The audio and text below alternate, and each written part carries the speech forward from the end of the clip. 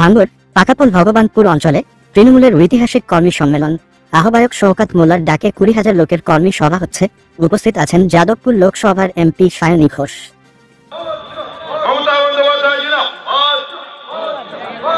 Abhishek Bandyopadhyay